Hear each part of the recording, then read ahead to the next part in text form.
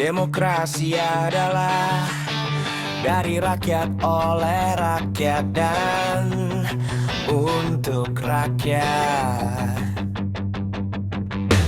Negara demokrasi tidak pernah ada satu suara yang terlalu kecil untuk didengar.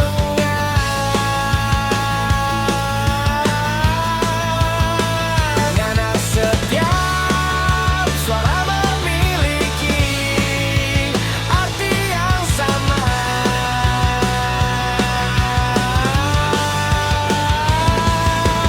Adik sanak, mari berdemokrasi di podcast Komisi Pemilihan Umum Kota Bengkulu. Adik sanak, mari berdemokrasi di Komisi Pemilihan Umum Kota Bengkulu. Assalamualaikum warahmatullahi wabarakatuh. Selamat siang teman pemilih, kembali lagi di podcast KPU Kota Bengkulu, Ruang Bincang, tempat kita mengulik berbagai sisi dunia kepemiluan, tentu saja dari narasumber-narasumber yang berkompeten dan berpengalaman di bidangnya. Nah, teman pemilih, episode kali ini spesial banget karena kita akan bahas tema yang menarik banget, sangat relate sama kehidupan sekarang ini, yaitu peran anak muda dan demokrasi politik dan peran anak muda. Dan aku nggak sendirian, aku sudah ditemani sama salah satu mahasiswa berprestasi. Seneng banget ngulik tentang hukum pemilu nih. Langsung aja kita sapa. Halo Dodi Sitorus. Halo Mbak Penti. Dodi ini mahasiswa Fakultas Hukum. Semester berapa sekarang, Dod? Sekarang masuk semester 8, Mbak. Oke, semester 8 Iya. ya. Lagi sibuk-sibuknya Skripsi, skripsi. Dodi ini sekarang itu lagi penelitian tentang hukum pemilu. Spesifiknya di bidang apa? Di bidang sistem pemilu presiden, Mbak. Oh, yang presiden Presidential threshold. threshold. Oke, nanti kita bahas lah ya soal itu. Siap, Mbak. Cuman sebelum ke topik yang itu lumayan berat kan. Aku mau dengar dulu nih. Kamu Fakultas Hukum ya. Boleh tahu nggak kenapa kamu memilih untuk menjadi mahasiswa Fakultas Hukum? Terus kemudian untuk kamu lumayan sering ya kemarin nulis jurnal atau buku tentang Iya. hukum pemilu. Kenapa kamu tertarik banget sama hukum dan sistem pemilu? Jadi, Mbak, sebenarnya ceritanya tuh panjang, Mbak. Nah, dulu sebenarnya tuh saya nggak terpikir sama sekali untuk masuk hukum Oh. sebenarnya. Cuman ketika saya masuk SMA 8, itu saya gabung sama komunitas debatnya.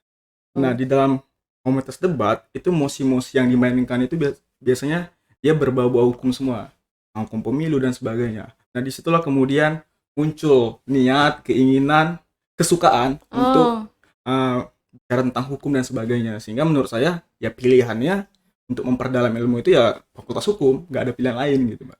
Oke, jadi sejak SMA kamu tuh udah berencana nih mau masuk Fakultas Hukum. Pantas kamu kayak passionate banget. Nulis, Iya. lomba-lomba ini itu banyak sekali. Oke, sekarang aku mau dengar nih dari kamu sebagai mahasiswa hukum dan sebagai mahasiswa yang sering banget nih ngulik-ngulik tentang politik. Apa sih makna politik dalam kehidupan berbangsa dan bernegara bagi kamu seorang mahasiswa? Ketika kita bicara politik, sekarang tuh terjadi pergeseran makna politik sebenarnya, Mbak. Kenapa saya bilang demikian? Karena ketika kita bicara politik hari ini, maka orang akan bicara hal yang negatif terus tentang politik. Orang bicara politik, maka sama dengan itu kayak keribetan, kemunafikan, dan sebagainya. Iya. Pokoknya selalu hal-hal yang negatif. Iya. Padahal, kalau kita lihat, politik itu sangat dekat dengan kehidupan sehari-hari kita, Mbak. Betul. Nah, kalau kita bicara politik, maka sejatinya politik itu adalah cara kita mengatur hidup secara bersama, Mbak. Dan politik juga itu tidak berhenti pada kepentingan, jabatan, partai politik, dan sebagainya. Tapi politik adalah bagaimana kita mengambil keputusan untuk kemudian memberikan manfaat, memberikan kepentingan bagi banyak orang, Mbak. Sehingga pada akhirnya politik itu sebenarnya baik. Dan kalau kita analis lebih dalam nih, Mbak, kita flashback jauh ke belakang, kalau kita di zaman Yunani itu, mula-mula negara, maka Aristoteles ngomong bahwasanya politik itu tujuannya adalah the highest good. memberikan kebaikan tertinggi terhadap warga negaranya pada zaman itu. Sehingga secara sederhananya saya mau katakan bahwa politik itu adalah ruang bersama bagi kita, bagi saya, bagi Mbak dan teman-teman pemilih lainnya, untuk kemudian kita menentukan masa depan kita. Sehingga dengan adanya politik, suara-suara kita ini menjadi berharga, Mbak. Jadi politik itu enggak cuman hal-hal negatif yang Ya, terpikirkan biasa di anak muda. Kayak benar. kalau kita lihat berita-berita di sosial media yang kurang mengenakan itu politik, jadi males lah Benar. peduli sama politik. Padahal politik itu lebih dari itu ya. Politik itu adalah bagaimana negara itu sendiri diselenggarakan.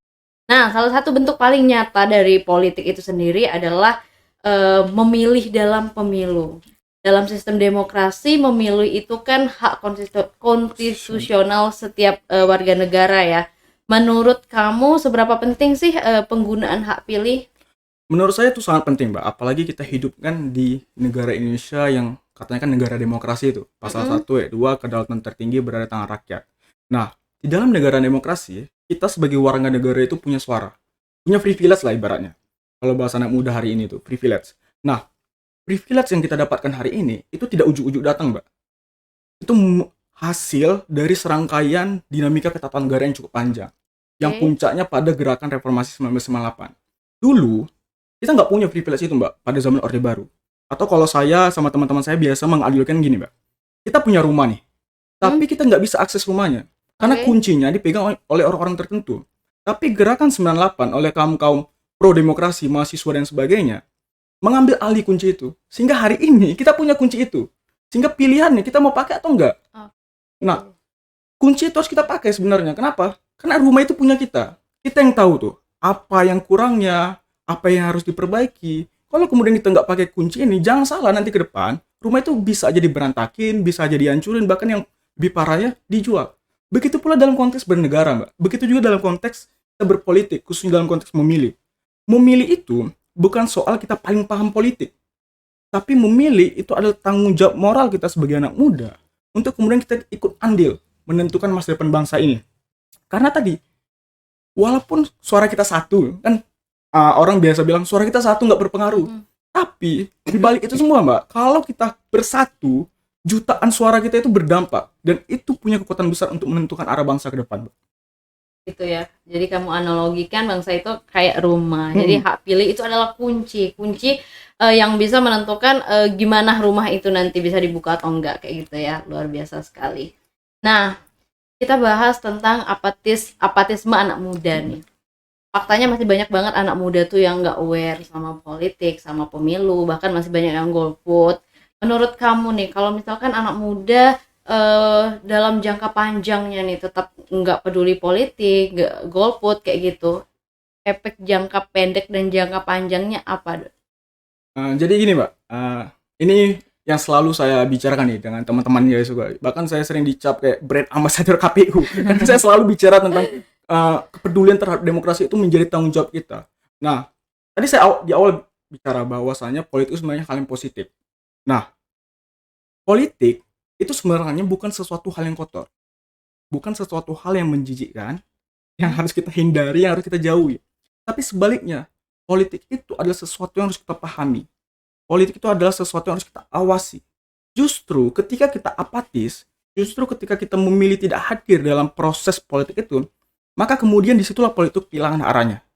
Maka disitulah kemudian politik itu berubah menjadi kepentingan segelintir orang. Nah, ini saya analogikan lagi, Mbak. Kan kalau Oke. menjelaskan ke anak-anak Gen Z itu kan pakai analogi kan. Saya sebagai mahasiswa nih, Mbak. Saya punya orang tua. Saya selepas ini, misal saya punya keinginan mau S2 hukum. Tapi saya nggak pernah ceritakan ini sama orang tua saya. Saya mau S2 kan ada kebutuhan-kebutuhan yang harus dicapai kan. Nah, saya nggak pernah ceritakan ini sama orang tua saya. Pertanyaannya mungkin nggak harapan saya, ekspektasi saya, kebutuhan saya bisa dipenuhi oleh orang tua saya. Kan nggak mungkin juga. Pasti yang diputuskan oleh orang tua saya adalah apa yang dipikirkan. Karena saya itu tidak pernah ingin ikut serta dalam proses pembahasan terhadap masa depan saya. Saya memilih untuk menghindari itu. Saya memilih untuk apatis terhadap hal itu. Sehingga nggak mungkin orang tua saya bisa tahu apa yang menjadi kebutuhan dan harapan saya. Begitu juga dalam konteks kita berbangsa dan bernegara ini. Bagaimana kemudian pemimpin itu tahu apa yang menjadi kebutuhan anak muda. Kalau kemudian anak-anak mudanya aja memilih apatis, Kalau Betul, kemudian anak-anak mudanya memilih untuk tidak mau ikut campur dalam situ. Kan sederhananya gini, kalau kita ikut serta, kita bisa melihat tuh, oh pemimpin yang A ini, dia pro anak muda nih. Dia visi misinya memperluas lapangan kerja misalnya. Pro terhadap pendidikan, akses pendidikan murah dan sebagainya. Kan kita bisa menentukan dari situ. Karena pemilu secara formal itu yang pintu masuk untuk kemudian hadir kebijakan-kebijakan ke depannya, Mbak. Jadi apatisme itu yang harus kita hilangkan dari kaum-kaum anak muda itu. Karena tadi, Mbak, ketika kita sadar betapa pentingnya kita, maka disitulah demokrasi itu hidup. Maka pilihannya ada di tangan kita. Masa depan kita itu di tangan kita, ditentukan oleh kita, bukan tangan orang lain gitu, Mbak. sekali ya. Jadi sangat penting untuk anak muda itu turut andil dalam mengawasi politik, bagaimana pemimpin negara ini menyelenggarakan negara Benar. kayak gitu. Terus ini kita kan hidup sekarang di media sosial ya. Anak Benar. muda itu dekat sekali dengan media sosial. Menurut kamu, apa yang bisa dilakukan anak muda dalam konteks media sosial untuk berperan aktif nih dalam politik, dalam pemilu kayak gitu? Nah, memang benar kita kan sekarang lagi hidup tuh di era kalau orang bilang kan revolusi industri 5.0 di tengah kemajuan teknologi. Dan inilah Mbak yang kemudian saya bersama teman-teman itu lagi bangun satu pusat penelitian namanya itu Kaba Inisiatif. Nah, fokus kami salah satu terhadap isu demokrasi ini, isu pemilu. Bagaimana kemudian kami ingin memberikan pencerdasan kepada masyarakat-masyarakat di luar sana terkait dengan pentingnya hak mereka memilih. Ini tidak sebatas pada anak muda tapi masyarakat secara umum, Mbak. Nah, di tengah era arus demokrasi, arus media sosial, arus sosial media yang begitu deras, maka kan secara teori pasti kejahatan-kejahatan itu akan lebih rentan terjadi. Maka di sini peran anak muda itu harus hadir. Dia harus mempunyai literasi politik, melek politik yang lebih ketimbang masyarakat lainnya. Karena kita tahu bahwa indeks kecerdasan masyarakat kita kan masih, mohon maaf, masih rendah juga, sehingga peran anak muda ini menjadi penting untuk kemudian memberikan pencerdasan terhadap masyarakat secara umum, sehingga kesadaran anak muda terhadap perannya dalam dunia politik itu menjadi penting, Mbak. Literasi dan kesadaran politik itu menjadi penting, sehingga kita yang anak-anak muda itu bisa skeptis nih terhadap informasi yang masuk kepada kita. Kita tidak lagi terjebak pada hoax, manipulasi, bahkan black campaign dan sebagainya, yang dimana sebagai anak muda dalam dunia sosial media itu kita punya kekuatan besar loh, Mbak. Sehingga ke depan ketika kita punya kesadaran akan politik ini, kita itu nggak sekedar sebagai objek demokrasi. Anak muda itu nggak sekedar menjadi angka dalam daftar pemilih. Anak muda itu nggak sekedar menjadi target pada saat proses kampanye itu. Tetapi anak muda itu menjadi subjek demokrasi. Di tangannya lah kemudian ditentukan arah bangsa ke depan. Di tangan anak muda lah kemudian mandat itu diberikan kepada penerus ke depannya. Sehingga melalui pemilu kita tahu nih, kita anak muda bisa memastikan nilai apa yang akan dijaga terus ke depannya, kebijakan apa yang akan dibentuk ke depannya, dan siapa yang akan memegang gagasan itu, yang akan melaksanakan gagasan itu, Mbak. Banyak sekali yang bisa dilakukan anak muda ya. Diharapkan nanti ke depan anak muda itu nggak cuma jadi objek politik aja, Benar. cuman jadi daftar pemilih aja, cuma harusnya jadi peserta Subjek pemilu demokrasi. itu sendiri. Oke. Nah, untuk selanjutnya eh kan salah satu alasan anak muda kenapa anak muda itu nggak aware tentang politik, apatis adalah katanya nggak berpengaruh di kehidupan sehari-hari. Banyak loh statement-statement yang aku dengar dari sosial media, dari teman-teman, katanya malas lah, terserahlah pemimpin mau ngapain, nggak ngaruh juga sama harga ini, nggak ngaruh juga sama hidupku, sama kerjaanku. Menurut kamu gimana, Dodi? Menurut saya itu adalah sebuah kesesatan berpikir. Ini saya cukup keras juga ngomong ini. Kesalahan berpikir lah, saya haluskan. Kesalahan berpikir. Kenapa, Mbak? Karena tadi seperti yang saya katakan, bahwa pemilu itu pintu masuknya untuk kebijakan-kebijakan itu dihadirkan. Melalui pemilu lah kita bisa menentukan siapa kemudian orang-orang yang duduk di pemerintahan, yang duduk di lembaga perwakilan kita, untuk kemudian mereka lah yang nantinya akan mengambil satu keputusan. Dan keputusan-keputusan politik yang dihasilkan oleh pilihan-pilihan kita melalui pemilu, itu akan paling lama dirasakan dampaknya oleh anak muda. Baik itu di bidang pendidikan. Contoh pendidikan misalnya, kurikulum pendidikan, biaya pendidikan, semua kan itu keputusan politik semua. Yang artinya pintu masuknya adalah pemilu. Sehingga ketika kita anak muda ini berpikiran seperti itu, maka sebenarnya itu kesalahan seperti yang saya katakan tadi. Dan itu terasa sekarang. Bagaimana kemudian di media sosial juga banyak masyarakat juga khususnya anak muda itu mulai mereka menyesali terkait dengan apatisme mereka, terkait dengan pilihan mereka untuk tidak memilih pada pemilu yang sebelumnya gitu. Dan kita kan bisa lihat tuh jejak medianya sekarang. Jadi kayak gitu ya, buat anak muda nih, teman pemilih di rumah yang masih aja berpikir kalau politik itu tidak berpengaruh di kehidupan kita sehari-hari, salah banget ya. Mulai dari kalau kamu misalnya anak SMA, politik itu berpengaruh di kurikulum yang dibentuk. Yang membentuk kurikulum itu siapa? Adalah pemerintah yang kita pilih tadi. Kalau misalkan kamu mahasiswa besaran UKT, itu juga produk politik, ya kan, Dot? Keputusan politik semua itu. Oke. Nah, sekarang kita masuk ke topik yang lebih spesifik nih, judul penelitian kamu. Aku tertarik banget nih sama judul penelitian kamu tentang rekonstruksi presidensial threshold sebagai respon rekayasa konstitusional atas putusan MK nomor berapa ini? Nomor 62. Ya, nomor 62. Bisa kamu ceritain, Dot, ini slightly tentang apa? Jadi ini berangkat dari pasal 222 Undang-Undang 7 tahun 2017, Mbak, tentang presidential threshold. Jadi presidential threshold itu, Mbak, adalah ambang batas minimum yang harus dipenuhi oleh partai politik maupun gabungan partai politik ketika ingin mencalonkan presiden dan wakil presiden. Nah, angka minimumnya itu adalah 20% berdasarkan kursi di DPR atau 25% berdasarkan suara pemilu, suara sah nasional yang didapatkan oleh partai politik maupun gabungan partai politik. Nah, di kalangan masyarakat pro-demokrasi, Mbak, pasal ini menjadi pasal keramat dibilang, Mbak. Kenapa? Karena sejak MK berdiri sampai hari ini kita bicara ini, Mbak, terdapat 34 perkara pengujian pasal 222 tadi yang dinilai bertentangan dengan Undang-Undang Dasar. Menariknya, 33 perkara awal MK menolak perkara tersebut. Tetapi dalam putusan 62 yang menjadi objek penelitian saya, MK bergeser pendiriannya, Mbak.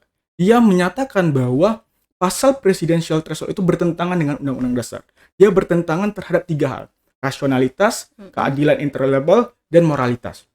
Nah, di mana letak persoalan presidential threshold? Setidaknya saya ingin menjelaskan 2 hal. Pertama, presidential threshold itu telah memberikan pembatasan, secara tidak langsung memberikan pembatasan terhadap hak politik warga negara. Kita tahu, Mbak, kita punya hak politik sebagai warga negara, hak memilih dan dipilih. Yang dimana hak dipilih dan memilih itu tidak boleh dibatasi oleh apapun itu. Dan itu juga diamini oleh Mahkamah melalui putusan 62 tersebut. Yang kedua, pembatas presidential threshold itu berimplikasi juga terhadap pembatasan hak konstitusional partai politik. Kita tahu pasal 6A ayat 2 Undang-Undang Dasar itu ngomong bahwa partai politik punya hak untuk mencalonkan presiden dan wakil presiden. Tetapi persoalan yang muncul adalah, Mbak, partai politik tersebut tidak dapat mengajukan calon karena dia harus memenuhi angka minimum tadi. Dan menariknya lagi, itu didasarkan pada pemilu sebelumnya, Mbak, penentuan suara itu. Jadi analogi sederhananya gini, partai A itu dulu nggak ikut pemilu, tapi di pemilu 2029 nanti dia akan menjadi peserta pemilu. Tetapi dia tidak bisa menggunakan hak pilihnya, hak politiknya, hak konstitusionalnya untuk mencalonkan presiden dan wakil presiden. Karena ada pasal presidential threshold tadi. Sehingga Mahkamah itu merubah pendiriannya dengan menyatakan presidential threshold itu bertentangan dengan undang-undang. Tetapi menariknya lagi, Mbak, ketika itu dihapuskan, ternyata itu tidak serta-merta juga menyelesaikan persoalan. Akan ada timbul persoalan baru. Bayangkan, Mbak, ketika itu tidak dibatasi, berapa banyak calon presiden akan terjadi nanti. Dan itu akan berdampak pada fragmentasi politik dan stabilitas politik dan sebagainya. Dan di sisi lain yang dikhawatirkan adalah akan terjadi praktek borong koalisi. Seperti fenomena-fenomena pilkada serentak yang kita telah ikuti kemarin. Berapa banyak daerah, berapa ratus daerah itu yang pada akhirnya dia fenomena calon tunggal. Nah, itulah yang kemudian Mahkamah juga menyadari akan itu, sehingga Mahkamah minta supaya pembentuk undang-undang merumuskan satu mekanisme alternatif sebagai pengganti presidential threshold. Nah, penelitian saya hadir itu untuk menawarkan salah satunya alternatif yang bisa menjadi pilihan dari pembentuk undang-undang sebagai pengganti dari presidential threshold. Itu merekonstruksi, Mbak. Kalau dulu kita pakai ambang batas minimum, maka dalam penelitian saya mau geser nih, pakai ambang batas maksimum. Oh, pakai maksimum. Ya, jadi manfaatnya setidaknya untuk sampai hari ini ada 2 yang kita dapatkan, Mbak. Pertama, dia tetap menjamin representasi partai politik kecil nih, Mbak. Jadi partai-partai politik baru yang di non parlemen itu juga tetap bisa mencalonkan presiden tanpa dia harus memenuhi syarat minimum.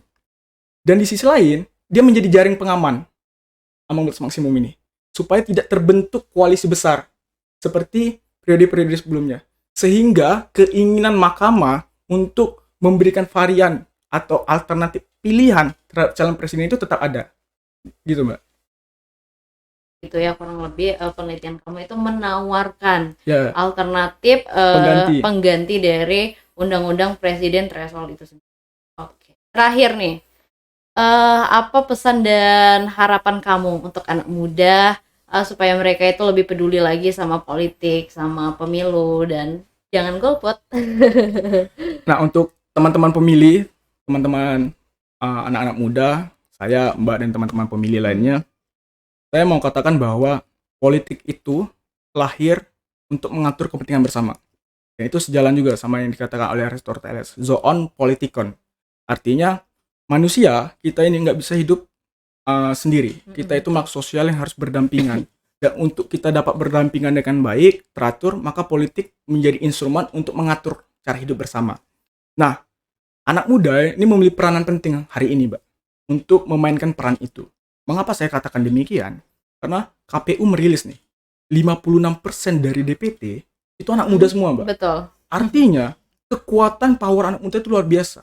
Nah, salah satu pengejawantahannya adalah dengan ikut memilih. Jadi dengan teman-teman anak muda ikut memilih, dengan teman-teman ikut nyoblos, datang ke TPS, itu nggak selesai di situ sebenarnya. Dengan teman-teman datang ke TPS, itu dampaknya akan panjang ke depan.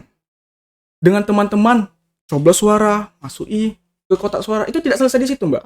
Tapi dampaknya luar biasa ke depan. Karena dengan teman-teman nyoblos, itu akan menentukan masa depan ke depan.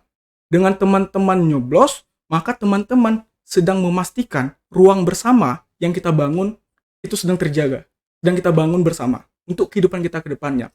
Maka dari itu, saya mau katakan bahwa sebagai anak muda, kita itu harus ambil sikap. Memilih itu merupakan sebuah pernyataan sikap, Mbak. Dan anak muda harus ambil sikap itu. Karena masa depan itu tidak lahir dari keadaan netral. Tetapi masa depan itu lahir dari kita yang membuat pilihan hari ini. Jadi masa depan itu harus kita ambil hari ini. Dan keputusannya ada di tangan kita hari ini. Sehingga tidak ada pilihan lain. Selain mari kita ikut serta berpartisipasi dalam konteks demokrasi. Khususnya pemilu, memilih tadi. Demikian, Mbak. Biasa sekali. Terima kasih ya, Dodi ya. Sama-sama, Mbak. Tuh, untuk teman pemilih, pesannya adalah seriuslah dalam pemilu. Karena pemilu itu nggak cuma sebatas kamu datang ke TPS, terus nyoblos, selesai. Enggak ya. Iya. Keputusan kamu di hari itu mempengaruhi 5 tahun loh. 5 tahun bagaimana negara itu diselenggarakan. Dan bagaimana kehidupan bernegara ini diatur. Sekali lagi terima kasih Dodi Sama-sama, udah Mbak. berkenan hadir di KPU Kota Bengkulu. Kamu lagi penelitian ya sekarang. Iya, Mbak. Semoga lancar, Amin, amin. semoga cepat di ACC ya. Oke, itulah teman pemilih obrolan kita siang ini. Semoga bermanfaat dan bisa menambah insight teman pemilih di rumah. Sampai jumpa di lain waktu teman pemilih. Jangan lupa subscribe dan komen YouTube KPU Kota Bengkulu. Jangan lupa juga ikuti terus informasi kepemiluan di Instagram, Facebook, TikTok KPU Kota Bengkulu. Aku Penti pamit undur diri. Wassalamualaikum warahmatullahi wabarakatuh.